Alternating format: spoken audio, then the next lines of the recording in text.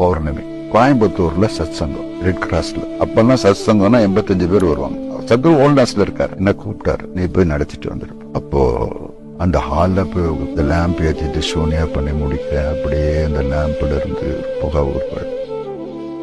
அப்படி கிளாஸ் பண்ண போனா அப்படியே ஸ்ப்ரெட் ஆகுது. 9:30 மணி ஆகுத காலியாச்சு ஹால். 8 மணிக்கு முடிஞ்ச சத்சங்கம். மறுநாள் காலையில ஆசிரமத்துக்கூட தியானலிங்கம் இருக்க இடத்துல இப்போ ஒரு சின்ன குடிசை இருக்கும், அந்த இடத்துல உட்காந்து நின்று இருந்தாரு. நான் வந்து அப்படியே நமஸ்காரம் பண்ணினேன். How was the satsang man அப்படின்னாரு.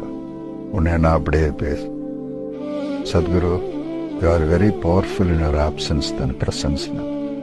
That's it, you gained an experience. அதனால அவர் நம்ம கூடயே இருப்பேன்னு சொல்றது பொய் அல்ல. பயிற்சி ஒழுங்கா செய்யுங்க, எப்போதும் நான் உங்க கூட இருப்பேன்னு சொல்றது வந்து